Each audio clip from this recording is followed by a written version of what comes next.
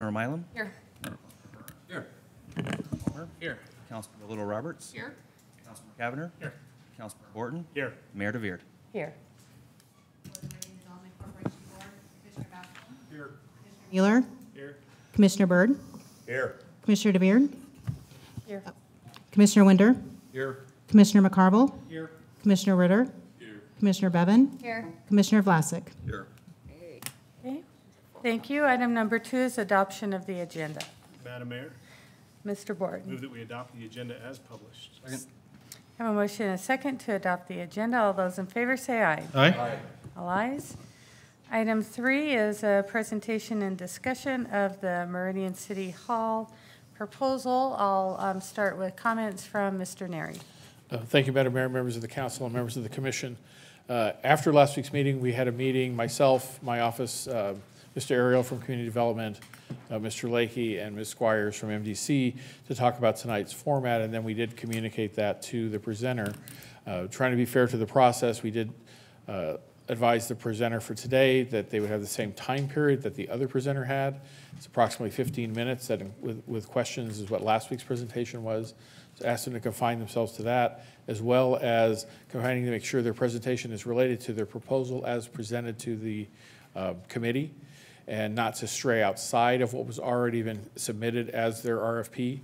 They understood that. They advised me what they intended to present, and that from what he told me, Mr. Robinette, who I spoke with, that was what the committee had reviewed. So I was comfortable with that, but I just wanted to let you know that was the conversation we had prior to today. Okay, thank you, Mr. Neri. Any questions before we ask for our presentation? Madam Mayor, Mr. Cavanagh. just before we jump into presentation, I just need to make a quick disclosure. Last Tuesday night after our city council meeting, a representative of the November Whiskey Project had messaged me on Facebook to gain some greater clarification as to my thought process related to last week's decision. I informed that representative that I thought it would be best that we wait to talk about my thought process until after the full conversation had been answered and a decision had been rendered by the city council. He agreed, was not trying to influence the process at all, but after speaking with Mr. Neri, thought it was important to shine a light on that on the public record before we begin that process so that everyone here can be aware of that. Okay, thank you. Okay, if there's nothing further, I would ask Mr. Robinette, are you making? Okay.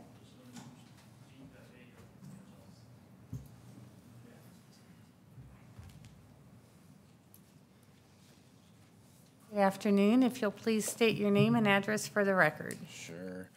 Dean Pape, 4176 North Hackberry in Boise, Idaho. Yeah, just stand here with me.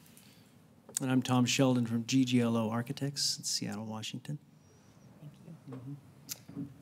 So first of all, we want to thank you guys for the opportunity to try and walk through, or more like run through, the presentation that we did present a couple weeks ago and give you some insights on our thought process through that. In addition to that, I want to thank the MDC and the city and the committee itself who went through the process of looking at all these proposals for the community. From experience, I know it's not an easy process, and I appreciate the time and energy that everyone put into doing, working through that. Do I just touch a button or? Space bar. Great, thank you. Okay, so quickly, the agenda that we'll be working through today is, we'll talk about our development team in the background, the vision, plan, and statement, the design concept and some renderings, the schedule and the general public outreach that we're looking for this project, and then the numbers themselves, and both the accounting and the general background of the project. Yeah. So our development team is made up of both local, regional, national, and international companies. Unlike many developers, we feel it's best to figure out what the project needs in that area and then build the team around that. With respect to this opportunity, GGLO, Pivot North, GLR Engineers, CK Engineers, and Kreisenbeck Contractors were the best additions to our development team. The development team was created with 3 separate individuals, myself, Aaron Elton, and Shannon, excuse me, who bring different experience in different levels, both locally and regionally, with different backgrounds in the finance industry, construction industry, and collaboration of public-private industries, public-private partnerships. Tom will expand a little bit more in the future on how GGLO is a perfect partner for this type of project. So briefly, we use the context of the Destination Downtown Vision Plan as the basis for our collaboration and our design. And those elements that I'm sure that you guys have seen before were key to how we were developing our plan and our collaboration of our team. We wanted to build on what was a growing, vibrant community with clear goals. It was our focus to realize and outline what was in this document as a major part of what our plan is entailed to include. It was interesting, soon after we submitted our document, there was a public community meeting, workshop. Sorry, another member actually was able to attend that, which outlined almost perfectly for what our plan was to entail. A connection of vibrant, livable, envisioning premier community, which we believe that our project will entail to help Meridian move forward. Tom? So I'm Tom Sheldon, a principal at GGLO Architects. We're out of Seattle, although I've been working in the Treasure Valley for about 15 years. GGLO primarily does urban infill mixed-use projects just like this one. And we have landscape and interiors and planning, architecture, and all of them come together to assist the design of these projects. So they're very, very complicated. There are about 100 ways, probably more than 100 ways to do these projects wrong, and there's maybe 2 or 3 ways to do it right. And I personally have been doing these for over 30 years, all up and down the coast, and we're now doing it internationally because of our success. So all that experience is actually put together on the design that we proposed. Of all the things that we consider, there are kind of 2 things I pointed out that, should go backwards, that are important here. And one is this mixed-use development. We want to attract people to the downtown, and we want people to stay to the downtown and, of course, live, work, eat, shop, play, and meet. And the advantage we have is you're right next to the city hall, so there's the work there and the community meetings. Also, we want to be able to set up a design that plans for the future. So I'm going to go real quickly on our process. What we do, we analyze the whole neighborhood within a quarter mile or a 5-minute walk. We look at what kind of uses are there, what might be some holes, how we can fill them. Then we move into the block and we start looking at how it might react to certain aspects of it. On the corner of Meridian and Idaho, we have a great gateway opportunity, and that was that image that you saw on the first page. How you relate to historic buildings. They're on Idaho and Maine, how we deal with that, and then also how we deal with the city hall and kind of the synergy we create there. And as you can see, the yellow arrows there is about how we can bring people together for parking and uses in office. Quick site plan. What we do is this analyzes where people are coming and going. So on this here, number 1 is where we're putting a kind of a slower, quieter use, because it's a slower, quieter use or street next to the historic building. On the corner where number 3 is, we wanted a gateway, and that was one of your components of your RFP, is to create a gateway.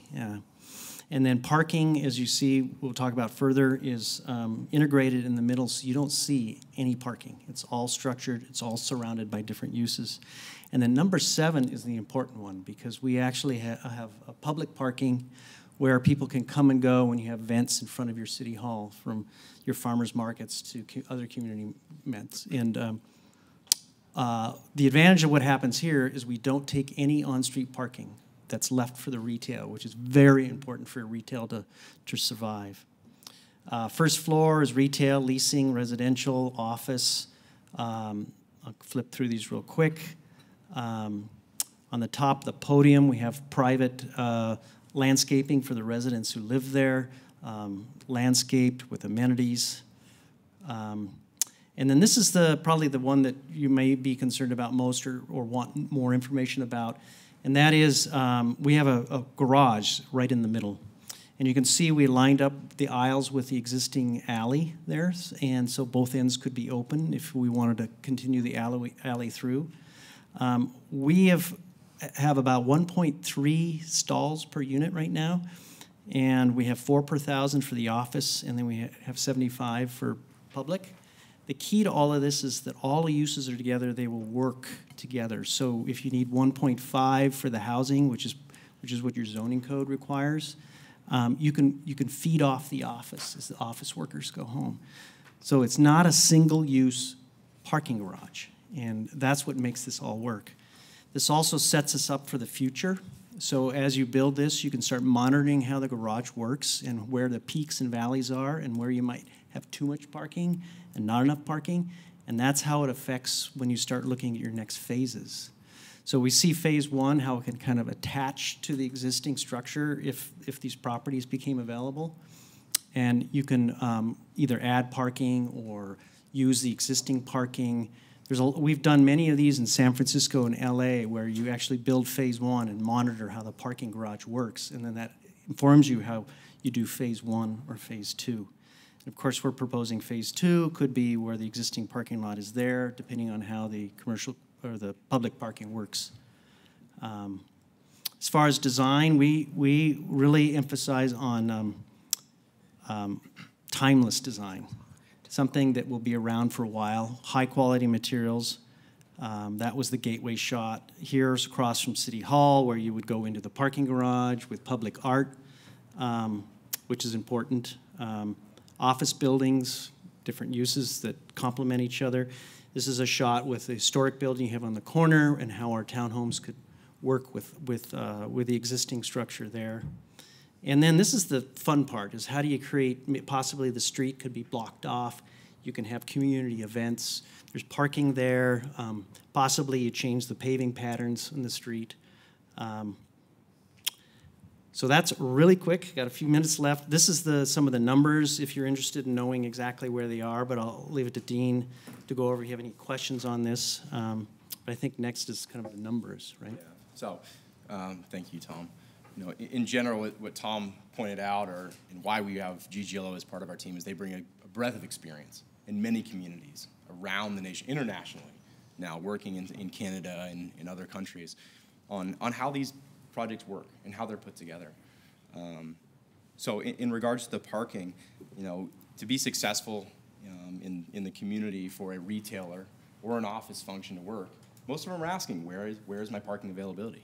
People looking for office space, that's one of the needs that they're going after and what they're looking for. So we took that into a great context of not just the success of the first project, or what might be needed as you'd move forward. To make this a destination downtown, people aren't coming down here for the ability to not being able to park. And retailers are going to need the ability to park, along with office functions. So as Tom pointed out, you get an overlap of parking for the evening use for someone living in the area, or a daytime use working in the area, and those shoulder times where people come for dinner or evening activities to maximize the use of the parking garage. So our schedule in general was about 3.5 years. And a big part of this schedule is really to allow this first year for community involvement.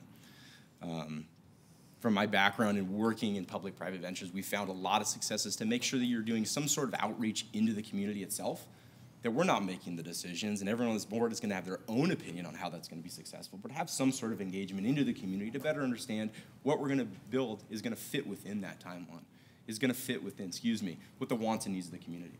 Not everyone's going to agree, but to get as much information to digest that, to make sure it's successful at the end of the day, is going to be extremely important for the community as a whole. So we're extremely excited at the possibility to work with the City of Meridian, its residents, the business owners, downtown patrons, to help make sure that what we build will be successful for the long run. Go ahead. So the numbers in general, the cost of the project. I think the biggest thing that we want to point out is we're being extremely conservative. Currently right now, the uptick in construction and cost right now is about 0.5% a month or 6% a year. So if you look at a timeline of something starting 12 months or 18 months or 24 months right now, there's quite a percentage uptick. We took that into account to be very important. We don't want to bring something to the public or to a public agency and say, here's where the numbers might be, but they may go up from there and these things could change, or we may not be able to successfully find the right financier, which we have the ability both on the private side and working with local banks of interest, including First Interstate Bank, who is engaged as part of this project, being a landowner and wanting to see something happen on their property along with the surroundings of their property and be involved with the possibility of financing the project. So I can walk through these line by line if you want to, but I think in general it lays out how we plan to fund the project. And the biggest area of question that we walked through as part of our presentation before was, this MDC purchase and city contribution. The next page. So the city contribution point, the one thing I really want to make sure everyone understands is this first line. We put a land value of $20 a square foot, which we think is an accountable land value. And from my understanding on working public-private ventures, there's probably some sort of accounting function or an appraisal process that you would have to go through before transferring that property to someone else. And that value will have to be considered as part of that. So we took a conservative approach. It may come in higher than this, it may come in lower, but that's the value we put. We used information that you guys have on building permits and systems development charges or impact fees to come up with what we feel it would be conservatively on those. And we're asking for assistance from the community to help pay for some of those. The garage purchase broken down on what it would cost to build, hard cost, soft cost, contingency, financing, and other, are what we came up with this total dollar amount. Now, $12.3 million is a big ask, and we understand that. We're here to work with the group, with the community, to find the best solution to do that so that we can build the best product possible for the long term in the community. And there's different ways that could be done. As part of our prior presentation, we weren't going to tell you how that solution is because we weren't sure. We didn't know how the city or MDC wanted to do that. We came up with a couple of options, suggested those options. We're happy to talk about those if you guys want to review those today. Mostly is this, can we put a district inside of a district? Can we rezone this district for the long-term success of that area? I'm happy to move forward and talk about some of those if you'd like me to. That was a big question that we had as our original meeting. Am I okay to move forward with this? Okay, so as a side-by-side comparison, and I'll get into some of these deeper numbers and happy to leave some of the documents with you today. So if you looked at a 20-year horizon on this public parking garage, sorry, I can't see under the time limit here. There you go. So your net operating income coming off the parking garage, as we've estimated, is just over $10 million. The total TIF income coming off of just this block projected redevelopment is just under $7 million. At a total cost below that, you'd actually be above the break-even point on this parking garage. My analysis shows right now that the break-even and actually cash flow coming in from the parking garage and TIF funding would happen right at about year 5. And then I think the bigger portion that needs to be looked at is what's the value given 20 years down the road? What does it look like in 2021? Well, there's just over $10 million of value, 9+ of it in the community asset in the parking garage, and almost $900,000 coming in tax increment finance, the tax income coming back to the community, and the parking revenue coming off of the garage. We can go through more breakdown, but we are going to be generally out of time. So I can leave this last document up, which is in regards to, how do you redistrict or put a district inside of a district? So we consulted with Phil Cushlan on this in Boise, because we're working on the same process with CCDC. How do you do this inside of a district? And we're working through the abilities to do that. But in general, here's a breakdown of the way that it can be done. And again, hopefully be successful there, and love to be successful in doing something like that here. It is a process that you'd have to go through, and the city would have to be on board, and MDC would have to be on board to work through that process. Thank you for your presentation. Mr. Neri, there's flexibility for questions, or? Madam Mayor, members of the council and the commission, I mean, what's been presented, yes, you can ask questions about that. I mean, they did talk about this district idea with the committee, and the committee did consider that. They didn't have the numbers to go with it, but the committee did discuss this generally. So anything related to what they presented is certainly fair to ask, but I would be cautious on straying outside of what's been presented and what's in their RFP. So item 3 is a presentation. Allow for questions. Item 4 will be more about any direction, action on how best to move forward. Yes. Is that correct? Yes. Okay. Madam Mayor, Mr. Burnt. Hey, thanks, guys, for coming and presenting to us this afternoon. It's awesome. Appreciate it. I know your time's valuable, so is ours, and so I'm grateful for your time. One question, I had a couple questions, but one question I had right off the bat, I noticed in your proposal that some of the buildings that are in your proposal are existing buildings owned by other people. One of which is the bank on the corner, right across the street. So can you explain to us, have you spoke to them, or? We have. Okay. Yeah, we've been in communication with First Interstate Bank in regards to their wants and needs and long-term use of that facility here locally. Currently, they don't need the size of building that they have. Okay. It has become a very important branch for them, but they don't have the full office functions. They love the idea of a parking structure and the ability to, maybe retool or repurpose that building and have a sister building next to it. So yes, we have been in communication. Thank you. Perfect. Another question I have is in regard to the financing for the parking garage, and just help bring some clarity in regard to your big ask, the dollars. And I know I probably won't be the only one in this body that will ask that question. Sure. And I'm sure you're fully prepared to answer it, no doubt. But as I've, we received some emails, that are on the public record, I think, but and that everyone's concern is, where are we going to get this money? Sure. So if you could clarify that, I would be great. Sure, and again, as part of our presentation, we didn't feel it was what we were being asked for was show us how we're going to pay for this, and that's why I've added some additional, information per conversation on how that can happen, how that could function. Ultimately, it would be redistricting to put this block inside of its own district, and then the funding coming off of the parking garage for parking use, and the tax funding coming off that would go through MDC would help pay for the parking garage as a whole. So they would go out and bond finance for that, pay for it, and then the bond amounts would get paid back over the life of the district, of the new district, so the 20-year term. So this document that I'm showing here, I have a hard copy that I'm happy to leave with you, but basically it shows from year 2020, when the debt service would be taken out as a bond structure or other, would be paid back over that 20-year term.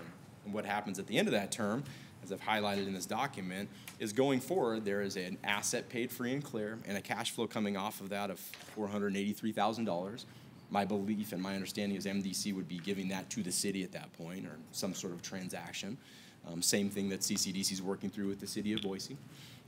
The additional tax income at that point, I'm projecting, is just under or just over $400,000. So the funding structure for this would be a redistricting of that block by itself to help fund the public use or the public ownership of the parking garage.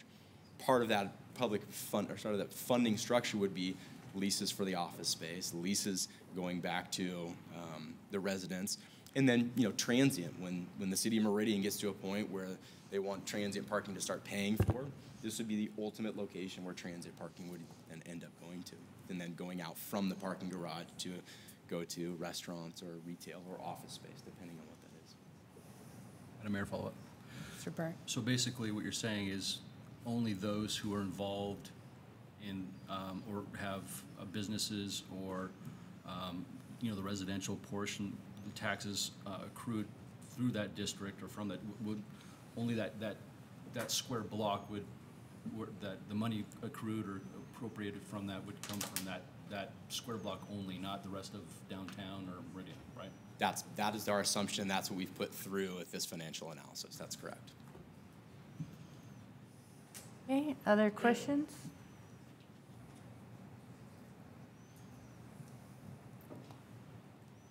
Questions? Okay, well, thank you. Thank you. Appreciate it. Thank you very much. Okay, item 4 is consideration and discussion of the old City Hall proposals. Madam Mayor? Mr. Burnt.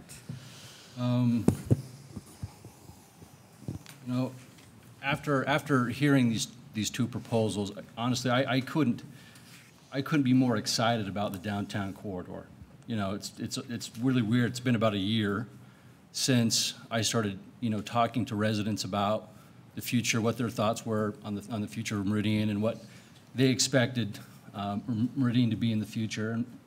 And I would have to say, other than the conversation about growth, the number 2 concern that I talked about and I received was about the downtown corridor.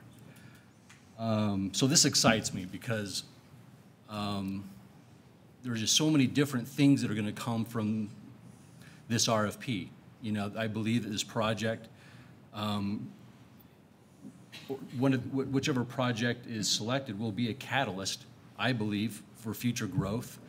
I believe there are people, developers, landowners who are sitting on the sidelines just waiting for us to make a decision and are excited about this because they've been waiting for many, many years in some cases for just something to happen.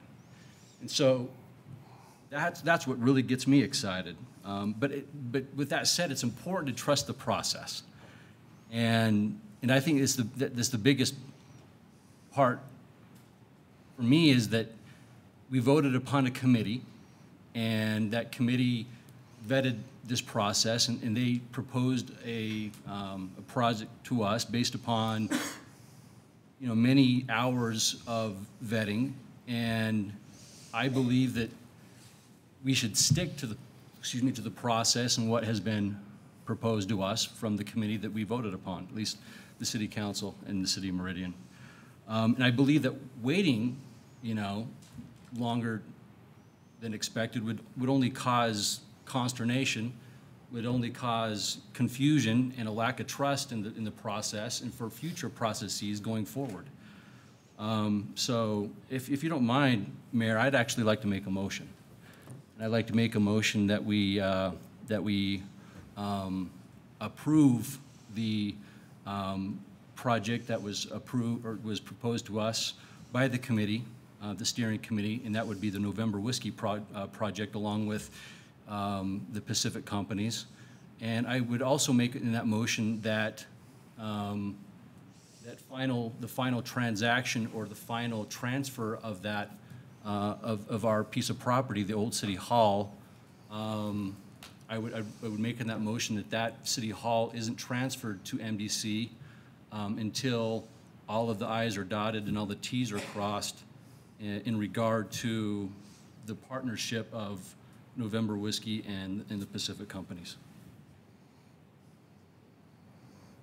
Okay, I have a motion. Do I have a second? Second. I have a motion and a second. I anticipate we should have discussion. Madam Mayor. Mr. Palmer. Madam Mayor, Mr. Burton, I couldn't agree with you more that the process is important. The process, though, I feel wasn't that whatever a committee recommends is automatically accepted. We have many situations throughout the city. You've spent time on planning and zoning. Planning and zoning is a recommending body. The committee was a recommending body. The ultimate decision is left to the elected officials as the whole board here as we sit today. And so it is our responsibility to hear the recommendation and then to become as informed as possible ourselves and make the best decision that's going to be in the best interests of those that we represent. And so I appreciate the enthusiasm to make a motion, but I would hope that we'd still have not just discussion, but an opportunity to ask some questions about maybe how things might work, not necessarily of the proposers, but I have some questions for some staff. If that's appropriate. I think that's appropriate. Mr. Neri, that follows procedure. Yes, ma'am. Madam Mayor, thank you. So I guess my first question would be, so that we got an answer, on how a potential funding mechanism could work for the garage. My question, I guess, I understand we all are anxious to move and have that building built tomorrow. Bill, or if anybody else, maybe MDC, would anybody know, kind of be able to outline how that process might work and how long it might take to go through it, to potentially redistrict it, create the district in a district, whatever process that would take to be able to make that bond mechanism happen? Madam Mayor, members of the council and the commission, I think Mr. Lakey probably has more on the creation of the district. We went through the creation of a district a couple of years ago with the 10-mile area, and it took not quite a year, about 6 months, 6 to 8 months to do that on that area alone. So and that was a defined area. Here, it's a much more complicated process of what we're talking about here, so I don't know if Mr. Lakey has a thought on timing. Mr. Lakey? Thank you, Madam Mayor and council members. I was going to reference the 10-mile district as well. That's the process to create a district. The concept of creating a district within a district is something unusual. My main concern with that is if we amend our existing plan, that resets the baseline for our tax increment date. And that obviously wouldn't be a good thing for the existing district. If you create a new district, then it has its own baseline. The one aspect of that as well is if the parking structure is owned publicly, obviously that's not on the tax rolls and included in any increment revenue. But the steps that Mr. Neri described in 10 Mile, where you have to conduct a study and the city ultimately adopts an ordinance to create a new district, is the process that you go through. Wouldn't the increment be reset only for the footprint of the district? Madam Mayor, my concern is that we're amending the existing plan that we have because it's within that district. That would cause a reset. Madam Mayor, Mr. Palmer? concerned that it could or concerned that it definitely would? Madam Mayor and Councilmember Palmer, I can't say that I've done a definitive legal treatise on it. It's my significant concern, I suppose, at this point.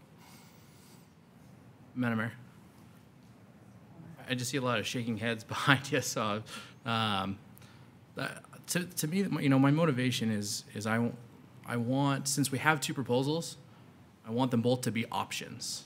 Up until the last 20 minutes, it's been this wasn't an option. Now that we have this better understanding, I feel like it is an option, but we need to be able to understand exactly how that would work and how long that might take, so that we can really make the right decision. I mean, if this board wants to just move forward, with November whiskey, then that's what this board can do. But I mean, if it takes, I mean, I nearly got hung last week for saying it, but if it takes another week to be able to do the research to definitively know exactly how that could work and how long that might take to make happen, I think another week would be appropriate to make sure that we know what our real options are. But I'd love to hear other councilmen and other board members, their opinions, knowing this new information. Madam Mayor, Mr. Kavner? I think it's my understanding that it's not an option-based conversation. I think the MDC voted last week to render a decision about the direction that they want to go. And now it's just an answer if the city council agrees with that and wants to accept the RFP from November Whiskey or reject everything. And I've processed that a lot over this week due to the action of the MDC. They've rendered their decision. They have made their choice, and it's just a decision now for the city council is, do we agree with that choice or do we not? So I don't think that a week from now or 2 weeks from now or a month from now, unless it's the decision of our body that we want to reject all proposals, that it is an either or conversation, unfortunately. Madam Mayor? Mr. Palmer? Madam Mayor, Bill, Todd, is that the case? If council were to say, well, we want to go with DeChase today, does that mean the RFP is over? Or could MDC say, okay, we'll go with that? Or is it either November Whiskey or not? Because if that was the situation, I'm curious why we wasted time having the other presentation. Madam Mayor. Mr. Burnt? I think, with all due respect, I think that was all of our concerns last week. And when, and this isn't a referendum against the Chase, I mean, at all. I think you guys had a fantastic project. However, I think that was certainly my concern last week when we were sitting there and knowing with the process that we all laid out, that we agreed to, that why we would hear the other proposal today. And so that's actually a really good question, why that was, because it certainly doesn't fit within the parameters that were giving to us in this process. And so I think that's the reason why. I mean, I can't tell you how many different emails that we've received from different business owners and landowners downtown, expressing their major concern in regard to trusting the process that's been given to us. Trust the process, and their desire for a project to be built. So I would agree with Councilman Cavanaugh's comments that we have two choices. Honestly, we have two choices. Either we accept November Whiskey's proposal or we scrap it. And I think by scrapping the project, I think would be an utter devastation to our downtown corridor. And I think that there would be any prospects of future development would go by the wayside, and it would dramatically affect what we so very much want. So that would be my comments. For the attorney, I think it was the request to talk to the attorneys. Mr. Kavner, did you have a question? No, Madam Mayor, I think Councilmember Palmer had a question for Bill Neri or Todd Lakey, and I think that necessarily wasn't answered. Okay, Mr. Palmer, do you want to restate your question? Yeah, is that the case? If we, as a council, which I don't think we should say this today, but if as council we said we're going with DeChase, is it a pointless motion to make? Is it over the RFP, or is it our options only go with November Whiskey or reject the RFP? Mr. Neri? So, Madam Mayor, members of council, Councilmember Palmer. So, Councilmember Burnt's right. I mean, the MDC board has made a decision and voted for the proposal that was presented last week by November Whiskey. They have no reason or obligation to change that decision unless they wish, and I don't know what their process, if at all, they can. But so yes, you're right. If this council doesn't want to move forward with that proposal, then I guess this council's statement would be you wouldn't be willing to transfer the property or make it a part of a different project. Therefore, this would be dead. There would be no project. So I don't think there is a way out of that. I mean, I think unless, again, the parties want to change their mind and do something different, but that's the way I view it now is they've made a decision. If the city doesn't want, the city has no obligation to transfer the property. So if that's the decision of the majority of the council, then the project's over, and you're going to have to start back at square one on what do you want to do. Mr. Lakey, maybe just a comment of what are the options for the MDC board? Madam Mayor and MDC board, I would essentially agree with what Mr. Neri said.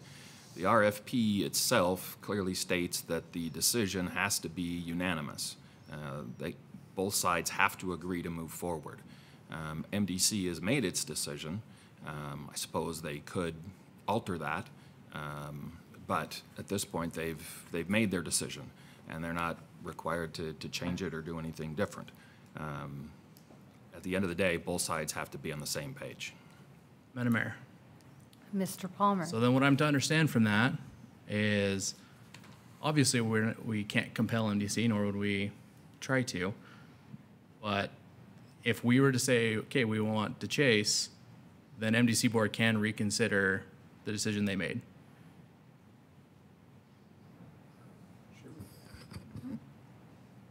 Madam Mayor and Councilmember Palmer, I do think MDC has the ability to change their decision or change their vote. Madam Mayor, that took a long time to get to that. So it is still an option. Do we want to consider it as an option and figure out the process as to what this funding mechanism would take? Or do we want to just go the way of the recommendation? Madam Mayor. Mr. Burnt. I don't want to continue with just regurgitating information that I previously said, but I'd like to just read, portions and some emails that we've received from downtown business owners and landowners, one of which, first off, he said, "I have been slow to develop a project, patiently waiting to see progress in downtown. I feel the time has come, and I'm particularly encouraged seeing the progress in recent RFP responses." Another quote from another email we received: "Putting aside this project at this time will severely hinder valuable momentum and opportunity for our downtown." Another gentleman said that it appears that the selection process was ultimately ignored. I could go on and on about the many emails that we receive from decision makers and stakeholders in our downtown corridor. I personally believe that going forward in delving outside the process that was put before us would be a dangerous position to be putting ourselves in. Any further, we do have a motion on the table.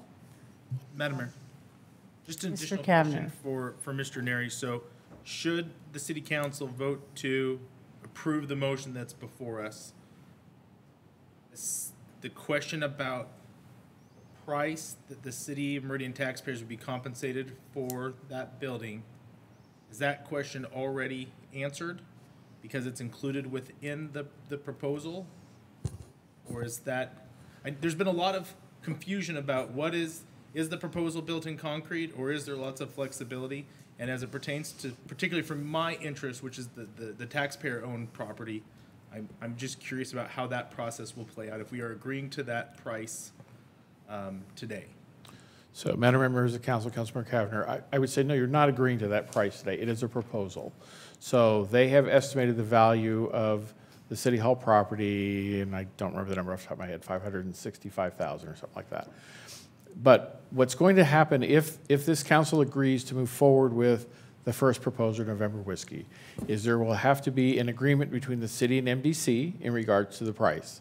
If the city wants some other alternative way to value that property, that's something the city council can decide to do. That's a negotiation with MDC, because MDC is the only party we can transfer the property to for a direct sale.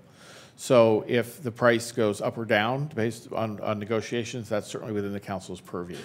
There's also a public process where the public can weigh in a public hearing on the transfer as well. But no, you're not set on that price. It is just part of the proposal, just as most of the other things are speculation as to what costs were. And I think that was even came up today. Again, when you're actually going to break ground and what things cost may be slightly different between what's proposed. It is the best estimate on both parties as to what it may cost, but certainly some of it may change because MDC will then have an agreement with November Whiskey and Pacific Properties to construct this project and have more finite detail on that and what it looks like and when the groundbreaking happens and all the other detail that's necessary in a building project. So there's still more to be done. So the specifics of the numbers and such certainly can change. Madam Mayor, Mr. Kavner. before I call for the question, I think it's important. There's been a lot of commentary from our public and up council. I feel like there's a bumper sticker going around town that says "Trust the process." I've heard that so much in the past 72 hours, and I think it's important to note that this is part of the process. This is the process. We, as a city council, were asked, should we get rid of the old City Hall building, and how can we make that process, again, as public and as transparent as possible? And I think we did that. Now, I think it's important. Councilmember Burnt read some emails, and there were some that have sat with me all weekend, and that was that there was concern from members of our public or of the RFP recommendation committee that the city council ignored or didn't take into consideration their feedback. And for me, it's quite the contrary. It is because that committee did such an incredible job of scoring these two applications and scoring them the same, mind you, and bringing a recommendation to us on a split vote that I thought it was our job to, again, trust the process, as Councilmember Burnt likes to continue to say, that we do our due diligence when we are disposing of a taxpayer-owned asset. This is just a continuation of that. And so I think it is important, at least for me, and I rarely try to speak on behalf of the city council, but on behalf of the city council, if there was a comment that I made or a member of this body made last week that made members of the RFP committee feel like that their opinion wasn't valid or welcomed or appreciated, I sincerely apologize. Because quite frankly, it's because members of the city council, members of MDC, and the public that did such a great job and were so thorough on this process that it created a very challenging situation for us. And I'm one that has long supported just selling the building and not going into this muddy mess that we have found ourselves in, where members of our public are upset or feeling that we're not listening to them. That's a much cleaner process, but we have chosen to evaluate based on merit and make a recommendation. There's a motion on the table. I think there are still many questions related to how we dispose of Old City Hall that will still need to be answered, but this is just, again, another step in a long set of process related to the disposal. So, Madam Mayor, I'm happy to call for the question. Mr. Clerk, will you call roll? Madam Mayor. Councilmember Mylum? Aye. Councilmember Burnt? Aye. Councilmember Palmer? No. Councilmember Little Roberts? Aye. Councilmember Cavanagh? Aye. Councilmember Borton? Abstain. Okay, the motion passes. And again, Mr. Neri, I know you just kind of went through a process outlining next steps, but can you please go through those one more time? Certainly, Madam Mayor, members of the council, the commission. So the next step in the process would be an agreement between MDC and November Whiskey and Pacific Partners on the project. And simultaneously, we'll also need an agreement with the city on the transfer of the Old City Hall property and what the city council wants as requirements, anything in addition to the cost, and how do we want to assess the cost and the valuation of that. So I don't know how quickly all that occurs, but that's the two steps I know we need to have, is an agreement with us and MDC with their proposer. I don't know if Mr. Lakey has any different thoughts or how lawyers are. Okay, Mr. Lakey, any additional steps that weren't discussed? No, Madam Mayor, I think Bill described it accurately. We have those two things to pursue essentially simultaneously with both bodies. I know the city isn't party to one agreement, but both bodies, I think, need to buy off on the terms of both agreements. Thank you. Mr. Mueller? I just have a quick comment that I think needs to be said for the public that came, because we appreciate you guys being here, and then also for the Chase group that is here.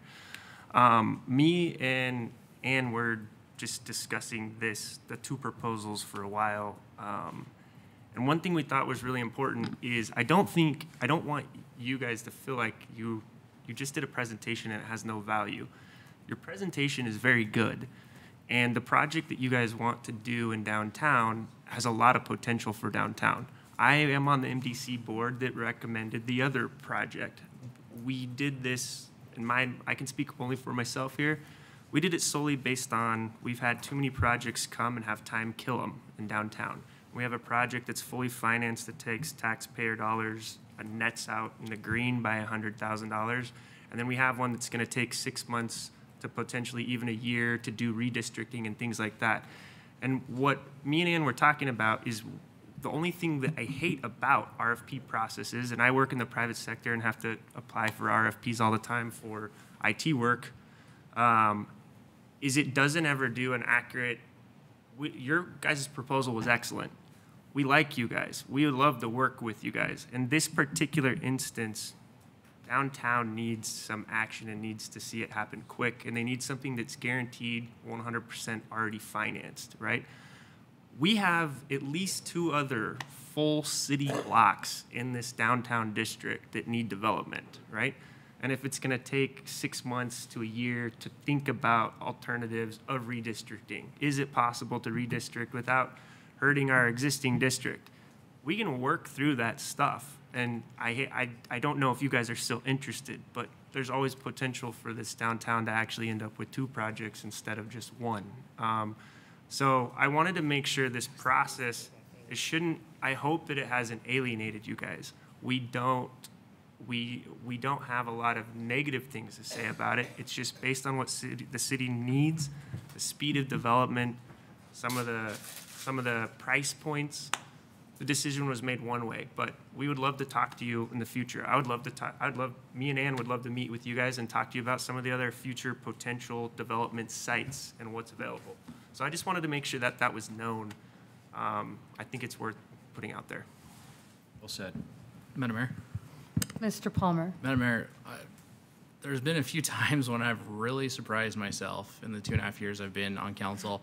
One was today when I'm advocating for the idea of creating or extending the life of an urban renewal district and advocating I wasn't going to say anything, and, but it was killing me. and wanting to explore the possibility of bonding. Right?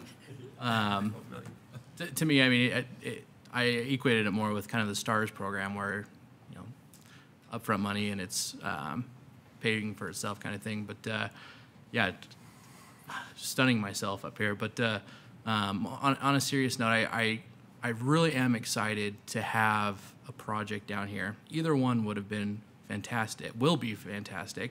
I mean, you know, Josh, you and I, long before the RFP process even started, ran into you in my parents' store, and you're showing me some renderings of the next greatest from your original idea on just a couple properties there. And I'm sure you could tell my excitement for making something happen. I apologize if my passion for this city kind of comes out of my mouth wrong and kind of gets me in trouble here and there. It always has. The mayor can attest to that all the way back into high school. When I've said things that I shouldn't, or I've worded them the ways that I really shouldn't have. And so I really hope that we can move forward and have an amazing project next to us. I really hope that we can find another way to get you guys involved in downtown as well, because we all want to see what's best for those that we serve and make money in the process. America's awesome, so let's figure out a way to make it happen. Well said. Well, thank you, Commissioner Mueller and Councilman Palmer. We had two great proposals, and we're excited to move forward. But we're excited to continue to have conversations because there is a lot of opportunity.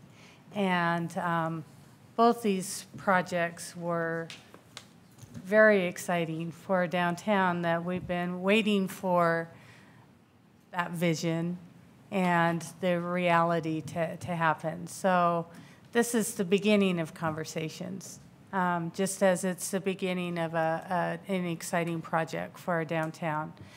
One of many we hope to come. So thank you for your time, and thank you for sharing a little bit more and helping us get our arms around being a conservative community, listening to a district on top of a district and public debt, and it started to get a little bit frightening. And yes, I respect Councilman Palmer's statements, and that I didn't have to make them for him. So thank you all for coming here. It is the beginning of public comment. That will happen, and we'll make sure to outline next steps and when those comments are part of that process, as Mr. Neri outlined.